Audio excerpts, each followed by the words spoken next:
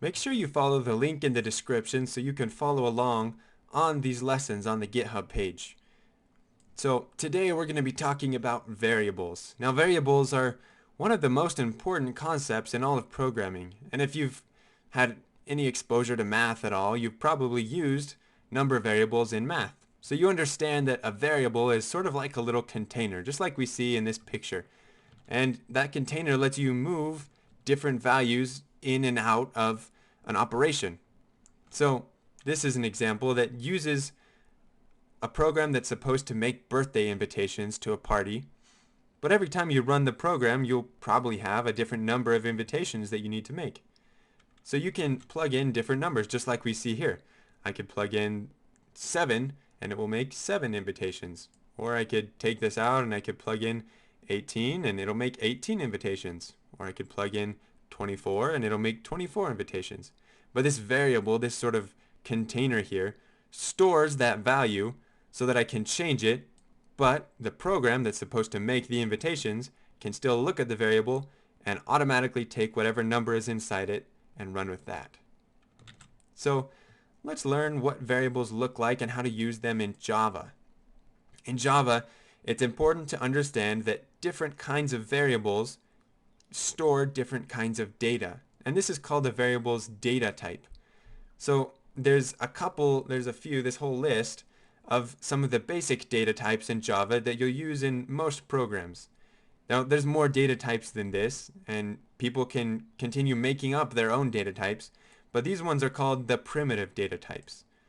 And on the list you'll see that if you read through each and every item, some of them are pretty similar. For instance, int, long, and short are all meant to store positive and negative whole numbers. So like 1 or 18 or -4 or 100.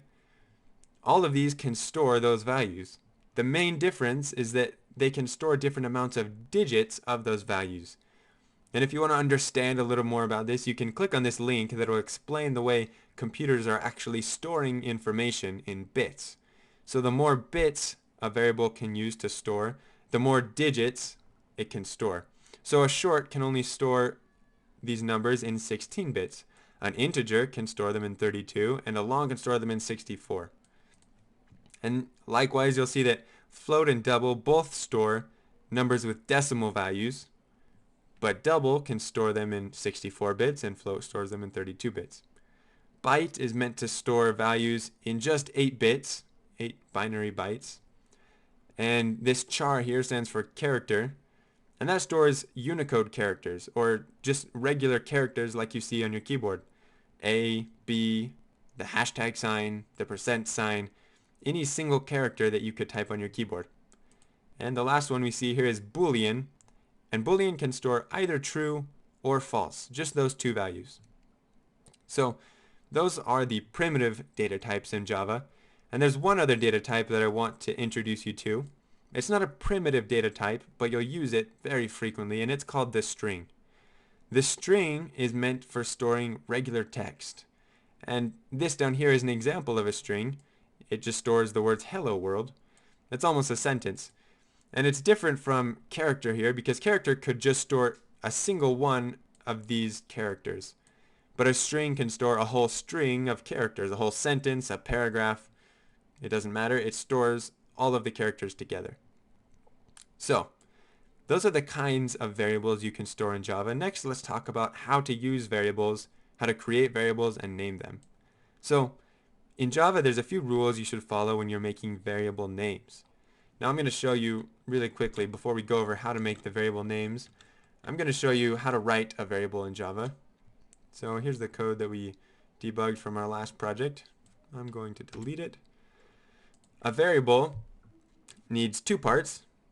Well, I guess 3 parts. First, you have to tell it what kind of variable it is, the data type. So if I'm going to do an integer variable, I'd write int, and then I'd write the name. In this case, I'll name it my number. And then the second part comes after an equal sign, and it's the actual assignment of the variable. So I could set it to 13. Now, right there, I just created a variable called my number that stores an integer value, and then I set the value to 13. And you could break those two parts into 2 different lines of code if you wanted to even.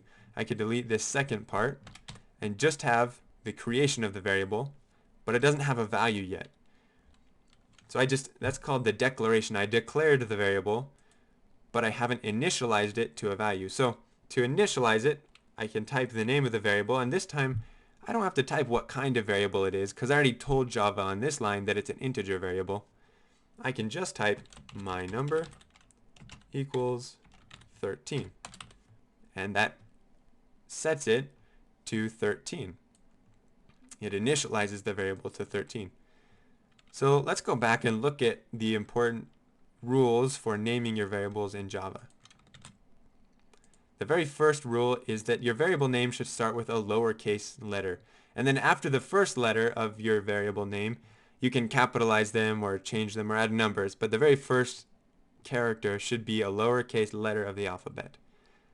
You should not add special characters or spaces, like we looked at in the debugging lesson. If you add a space between words, it'll confuse Java, and special characters can confuse Java as well. So it should just contain numbers and letters of the alphabet. And then variable names should be descriptive enough that other programmers can come along and understand what it means, but they shouldn't be so long that you don't want to type them over and over in your code. So for instance, right here, my number I think is a reasonable variable name. If I said like my number to store number of cars, that's incredibly long and no one wants to type that over and over. So just make sure that you find a good balance between being descriptive and being short enough that you can type it over and over.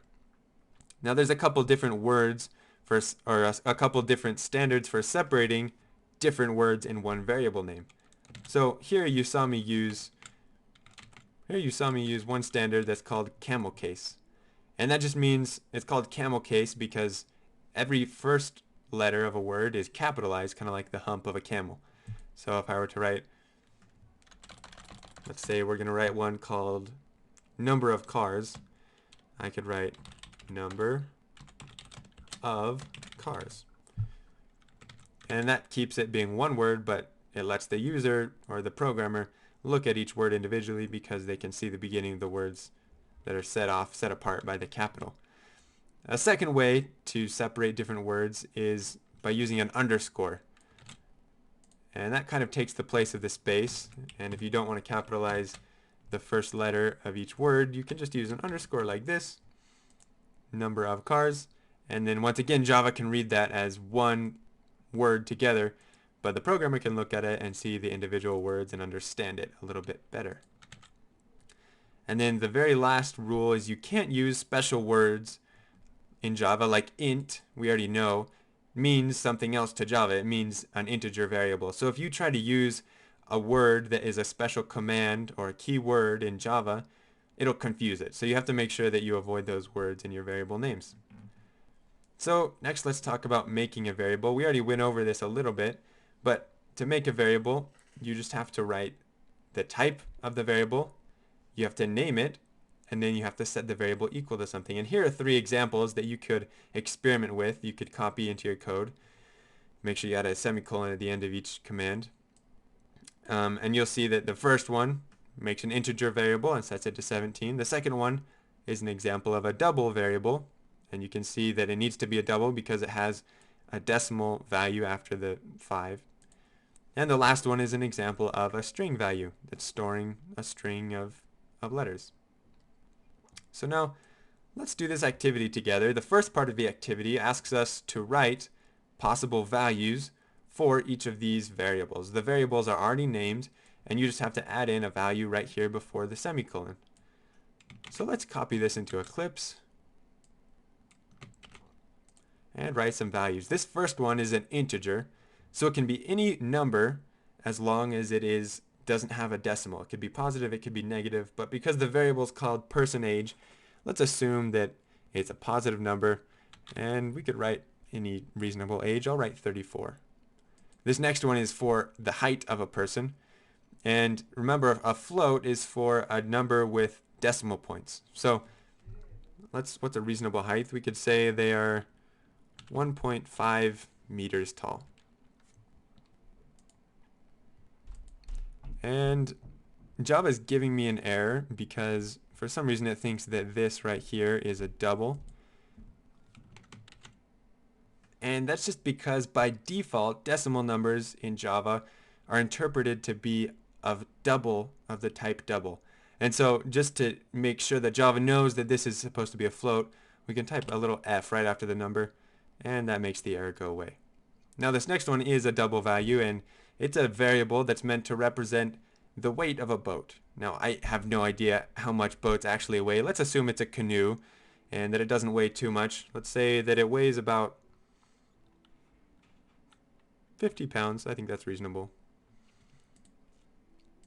And because it's a double, we could just store it as 50 pounds, but we could also add decimal points if we wanted to, so it wouldn't be too hard to add 50.34 pounds. Now this next one is a string that represents the name of a city.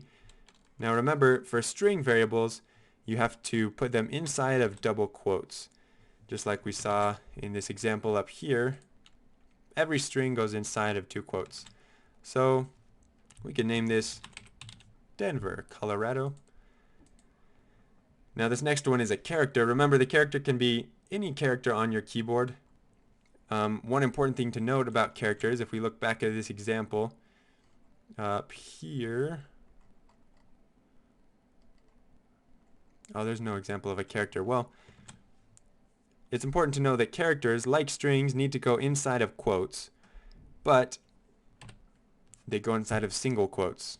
So you can put any character you want. I'm going to use the and sign. Now this next one is a Boolean.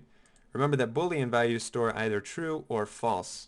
And you don't put any quotation marks around it because it's a Boolean value. It's not a character or a string or anything. You just write the word true or false. This last one is a long. Remember, a long is like an integer, but it can store more digits than an integer. And it's supposed to represent the population of a city. So let's write a rather big number. Let's write 4,350,020.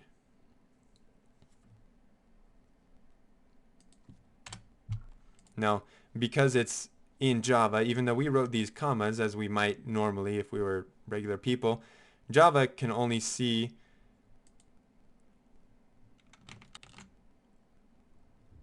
the regular numbers. So we have to take out these commas, and it makes it a little harder for the programmer to read, but now Java understands that as a long variable. And you see, we don't have any errors. Java will underline it in little yellow squigglies. That just means that in our program we're not using this variable anywhere, but that makes sense because we haven't written any code. We just wrote the variables themselves. Now let's look at this second part of the activity. And in this second part, we're given a bunch of values, and we need to write names for variables that could store these values. So let's delete this exercise that we just did and copy in each of these values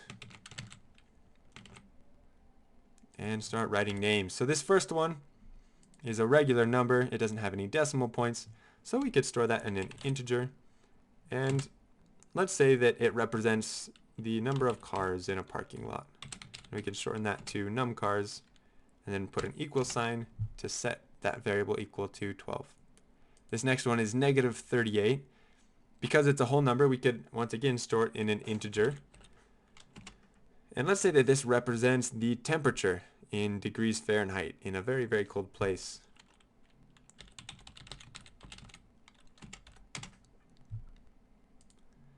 And this next one is just the word false with no quotations. So it's clearly a Boolean variable. And let's pretend that this represents whether or not a door is unlocked in an office building. This next one is surrounded by double quotes, which makes it a string, and it's a happy birthday wish to Jonathan. Let's pretend that this represents a text message. It's a string. String is capitalized at the beginning, and we'll name the variable message and set it equal to that sentence. This next one is a decimal value, so we could store it in a float or a double. Because Java uses double by default, I'm going to use a double. And let's say that this is the temperature outside.